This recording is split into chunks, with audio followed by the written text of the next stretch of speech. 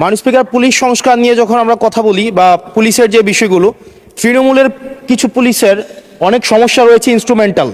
যেমন পুলিশকে যখন তদন্ত করতে পাঠানো হয়, ওই তদন্তের খরচ কিন্তু থানা থেকে দেওয়া হয় না, আর যেটা দেওয়া হয় সেটা কিন্তু অপ্রতুল। আমরা যখন পুলিশকে একটা কাজ করতে দিচ্ছি কিন্তু বাজেট দিচ্ছি না, পুলিশে একটা কালচার প্রচলিত রয়েছে, সেটা হচ্ছে ম্যানেজ করে নাও। এই ম্যানেজ করতে গিয়ে দেখা যায় পুলিশ দুর্নীতির বিভিন্ন কাজে তারা কনভেনশনালি জড়িয়ে পড়ে।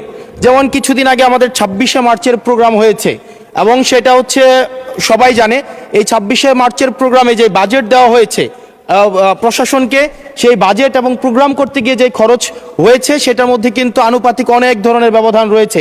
তখন যে কাজটা করতে হয়, পুলিশ ব্যবসায়ী থেকে তারপর হচ্ছে তার এলাকার বিভিন্ন প্রতিষ্ঠিত মানুষ থেকে কিন্তু অর্থ উঠাতে হয়।